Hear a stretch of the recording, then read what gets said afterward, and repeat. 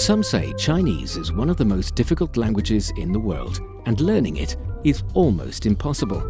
So learning Chinese, the most difficult thing. 非常非常非常非常非常难 So I'm sort of tone deaf. I can't really hear them. I think the cultural mindset is the biggest complication for The us. grammar. 知吃思诗都还难 It's just complicated so much. Only because you're not learning it in the right way. Why not try Takeaway Chinese, where you can take some Chinese away and experience progress day by day. Takeaway Chinese, we will promise you a difference.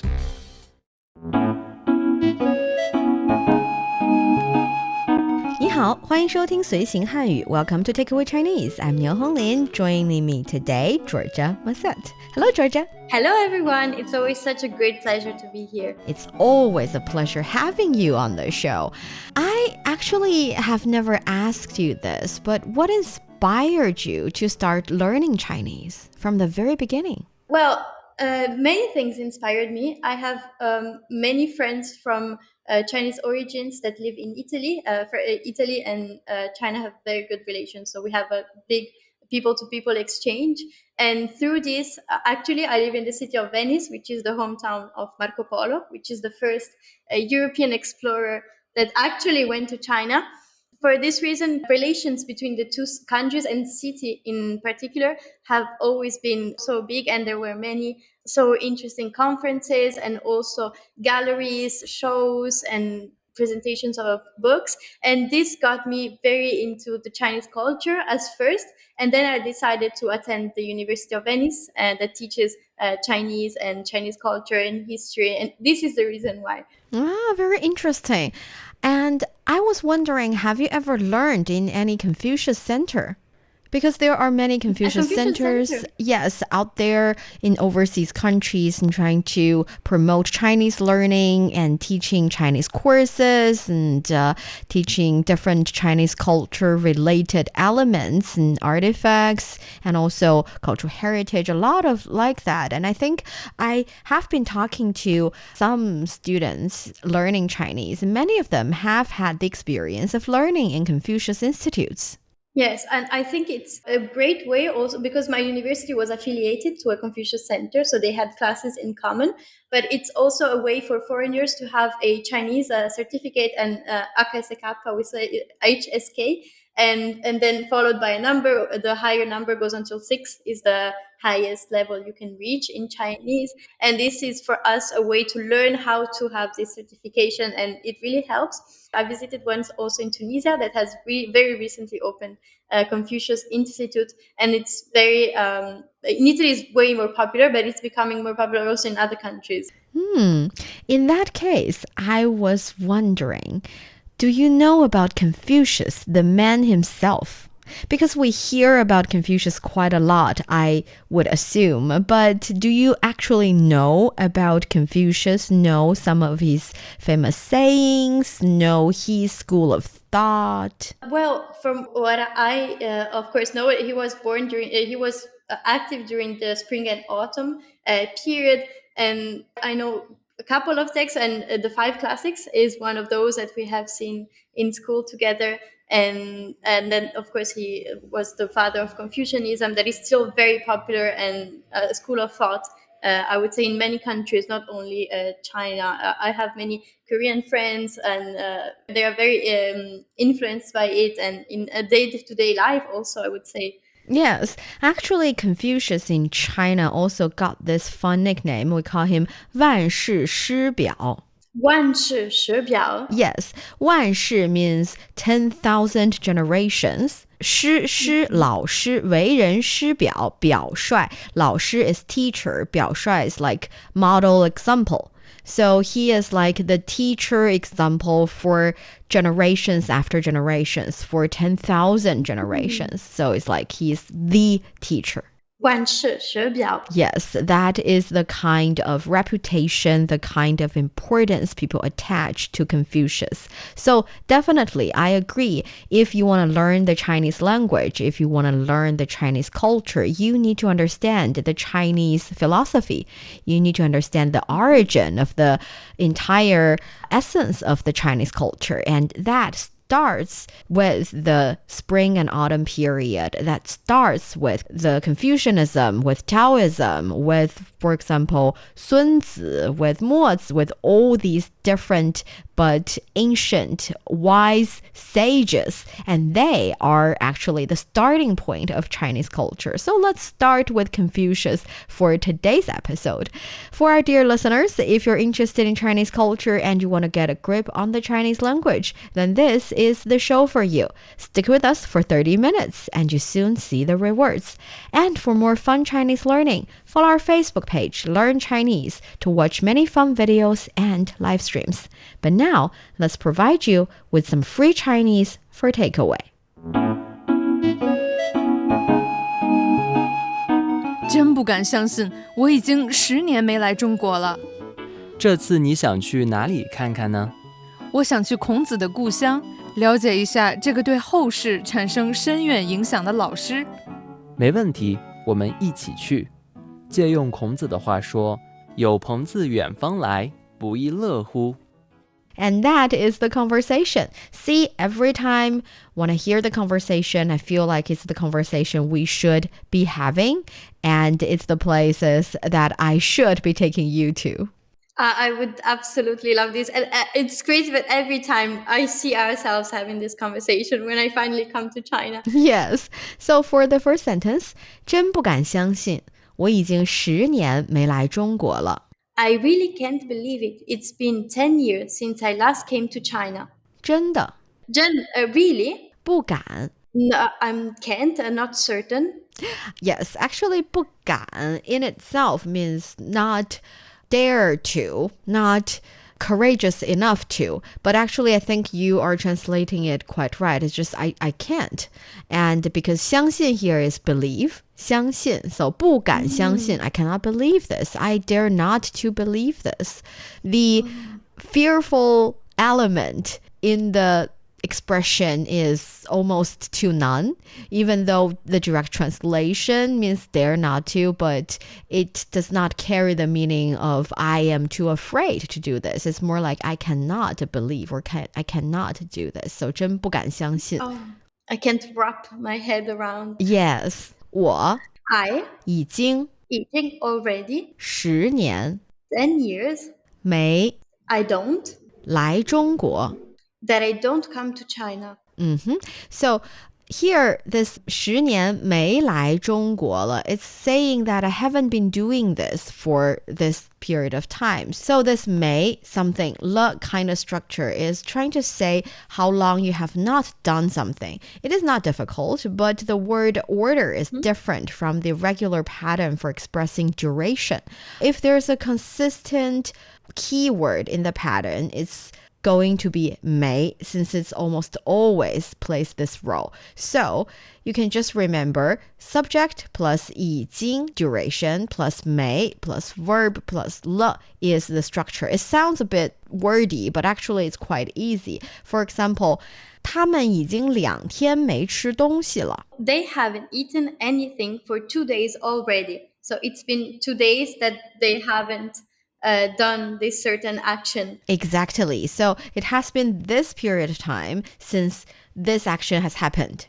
So like you said, we can also say, for example, 我们已经10年没见了. Oh, we haven't seen each other for already 10 years. Yes. So how about you come up with a sentence? It's a little gross, but he has already gone a whole week without showering. 他已经1个星期没洗澡了. Perfect. 他已经 he already 1个星期 the time duration 没洗澡 is the verb taking a shower 了没 do something 了他已经1个星期没洗澡了. Perfect. It's very in my head it's like something that has not happened is regular, so it's there for a period of time, then everything takes place. I don't know if I'm wrong. I think it's perfect. It's how you remember it. Very clear. Yes. So that's that. And then we move on to the next sentence. 这次你想去哪里看看呢? Where would you like to visit this time? 这次 this time. This time. 你 You. 想去想去 what do you want to do to go? 哪里 There? Where? Where? Yes. Sorry. 哪里 there. 哪里 where. No worries. This is a little hard because the only difference would be the tone. So 那里 there. 哪里 where. 你想去哪里 Where? 看看呢? Where do you want to go and have a look? Go take a look. Go see. 去哪里看看呢? 去看看 to see. Yes. 我想去孔子的故乡。了解一下这个对后世产生深远影响的老师。我想去孔子的故乡，了解一下这个对后世产生深远影响的老师。I want to visit the hometown of Confucius to learn more about this sage who had such a profound impact on later generations. Yes, so 我想 I want to. I want to, I wish to. We see this quite so often, and the way to use it is quite straightforward. Just say somebody wish to do something. So 有人想做什么事儿 It's quite straightforward. For example, if I want to ask you, 你想去吗? Where do you want to go? Would you like to go? Would you like to go? Yes, if you want to ask 你想去哪里, that's where do you want to go? Where do you want to go? Yes. Or I can say 我不想见他. I don't want to see her. I don't want to or see him. her or him. Yes. Or let's make it harder for you. How to say, would you like to see a movie this weekend? 你想不想这个周末一起一个电影看看？一起看电影 You have to put the verb. 一起看电影。Yes, perfect. 你想不想这个周末一起看电影 Perfect. Thank you. That's how you use 想做什么想 do something kind of structure. Quite straightforward. We've seen it several times, but I recently realized that for those that we take for granted, the kind of verb or adjective or the kind of sentence structure that we feel like we understand and we know about already, that we are quite familiar with, we should take some time to practice them so that we can actually use them more actively in our daily conversations. That's why we tried to practice with the 想 structure a bit today. 想去。Yes. And here, 我想去孔子的故乡. We know 孔子 is Confucius. 故乡故乡 hometown. Hometown. 我想去孔子的故乡 hometown.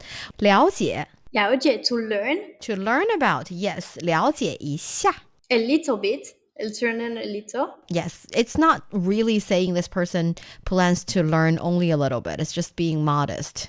Being gentle and lighten the tone. 这个 This. 对对 in to. To or towards. Yes, perfect. Towards, yes. 后世后世 future generations. Yes, future generations, future world. So 后 means later or future. 世代 that's generations. Future generations. 后世产生to produce. To produce, to generate. 深远影响深远影响 such a profound impact. Yes. Actually, we know 深 means deep. 远 means far. So if the influence is very deep and it's very far, it is definitely profound. And 影响 is the impact or influence. And here, 产生深远影响. I think for those of you who are listening for Georgia, you can actually remember these 6 characters together. Remember these 3 words together. Put them together and just always say 产生深远影响. Because the correlation is that 产生影响. So generate an impact. And 深远影响 profound impact. We use them together quite very much. And it is hard to find similar words to express same meaning. So I think this is how you can even treat it as set phrase. And that's how you learn a new language. Yes, you learn a new language by following what people using that language would say in their daily lives. And 产生深远影响 is almost a set phrase. So remember it, use it, and in the future, it is your active vocabulary. Perfect. 产生深远影响 I have to remember. Yes. And 老师 teacher. Teacher. Yes. 没问题，我们一起去。No problem. Let's go together. Perfect. 没问题。没问题 No problem. 我们 We 一起去。一起去 to go together. To go together. And actually 一起 do something. You can always do something together. 可以一起去 go together. 一起吃 eat together. 一起回家 go home together. Just 一起 together. 一起。借用孔子的话说，有朋自远方来，不亦乐乎。To borrow a quote from Confucius, isn't it a pleasure to have friends come from afar? Yes. So 借用借用 to borrow. To borrow, yes. 借 means to borrow, and 借用, again, 用 is use, but together 借用 is to borrow. So in China, when we cite someone, sometimes we can say 引用. Cite someone, quote someone. We can also say 借用. We're borrowing this very beautiful sentence from this very wise man. So we say 借用. 借用.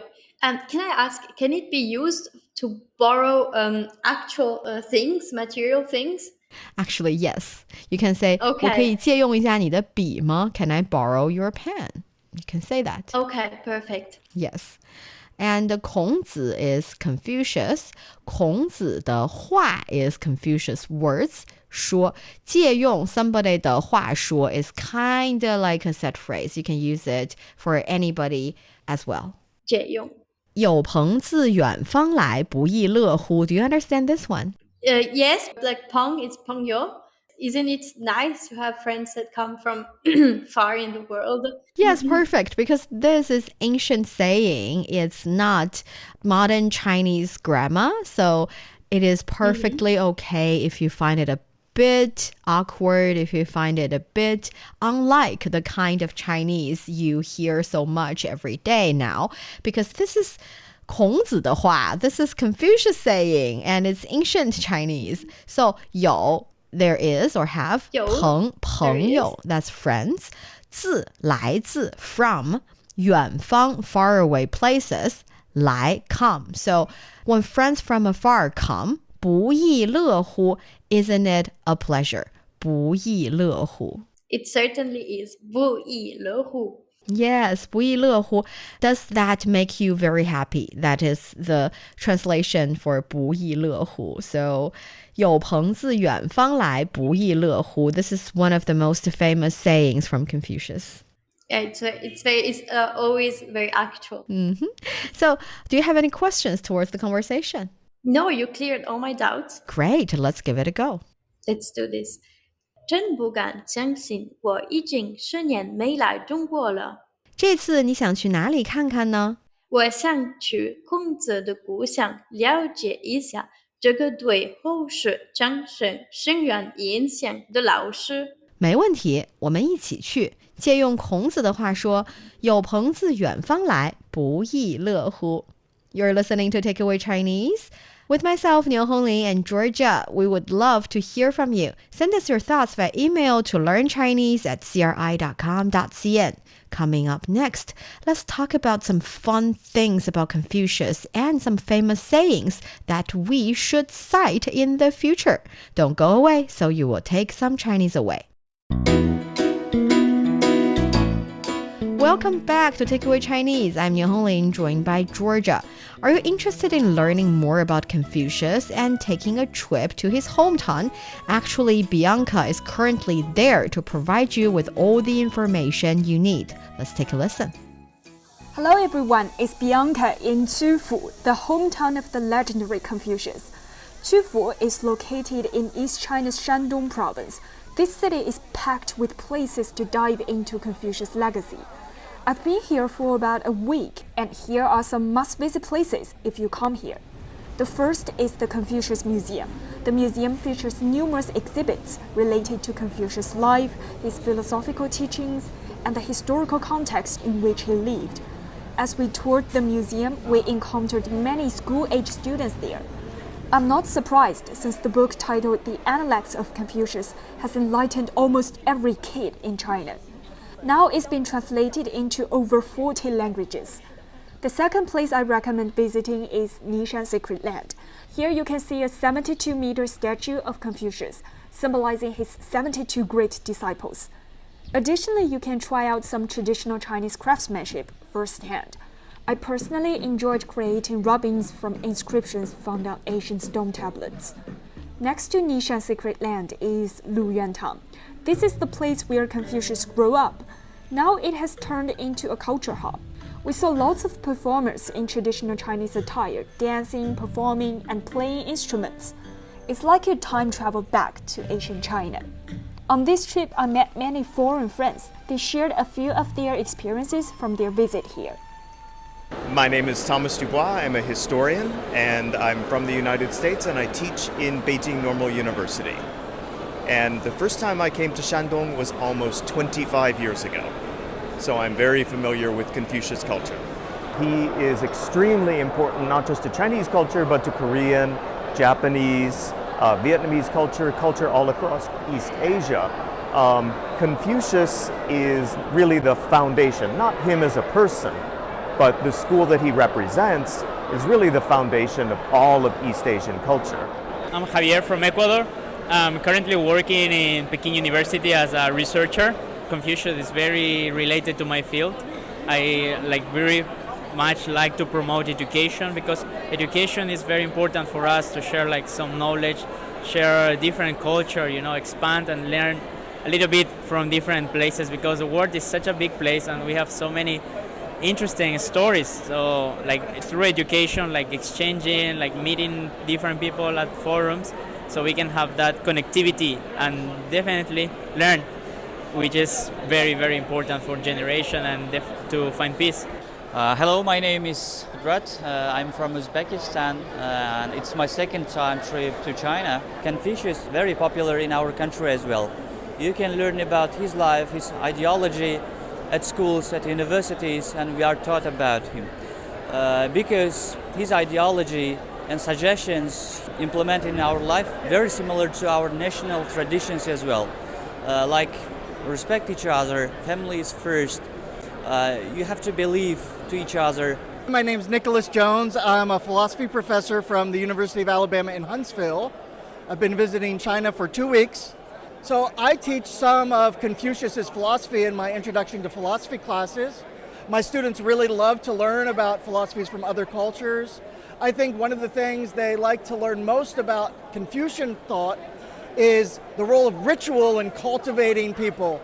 In my culture in the United States, we have public education, but we sort of leave cultivation of morality to individuals and families to do on their own. I think the students are very intrigued by sort of a shared sense of how to cultivate children that Confucian thought offers. I'm Pedro. I'm from Sao Paulo, Brazil. This is my 4th time in China, and I've been here before studying Chinese at Jinan Dashui.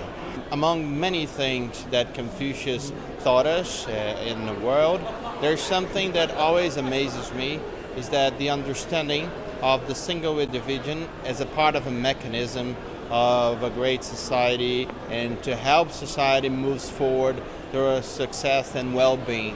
What's your impression of Confucius? Is there a particular aspect of his philosophy that interests you? Leave us a message. I envy Bianca now. She is in the hometown of Confucius and she is learning and chatting with all the Chinese enthusiasts and they're having such a great time. And I wish I were there. I was just about to say that Bianca is living the dream. I would love to be there as well. Yes, but the next best thing we can do is to learn some sayings said actually by Confucius. As a renowned Chinese philosopher, educator, and politician, he said a lot of very wise things, and people recorded his sayings as well as the conversation he had with his disciples and the conversation actually debate he had with other sages, other zi, and it was very, very fun. But let's start with the simple ones, with the relatively more straightforward ones. 己所不欲，勿施于人. Have you heard of this one? Actually, never. 己所不欲，勿施于人 basically means do not impose to others what you do not wish for yourself. So if you don't want it, don't do it to others. I think we have this saying, we use it on a daily basis, but I think no one actually knows where it comes from. But it's very, very cited everywhere. Yes, it is very wise, and I think we should always say that to ourselves because in modern days, it is very easy to generate or to form this circle of anger. Once you met something that you feel unhappy in your workplace, you cannot really shout out to your boss. So when you're dying in, you started to shout to the waiter or waitress, and that is the moment that you should tell yourself, 己所不欲，勿施于人. You do not want others to be not nice to you, to be impolite to you. So do not be impolite to others. In modern day China, some people say 因为淋过雨，所以学会给别人撑伞. Basically mean that because I have been walking in the rain, so now I have an umbrella and I know to lend my umbrella to others. I think it's the same connotation, only that 1,000 years ago, Confucius has said the same thing in this very nice and short, very concise and wise way. That's what I like. It's so concise, so short, but at the same time, it teaches such a valuable lesson throughout millennia, and it's still very important today to wake up and say this to ourselves, as you said, and never forget it. Yes. And another saying I also enjoy quite so much and I try to use as my motto is 三人行，必有我师焉，择其善者而从之，其不善者而改之. It basically means when three people walk together, 三人行，必有我师焉, there must be one that can surely be my teacher. 择其善者而从之.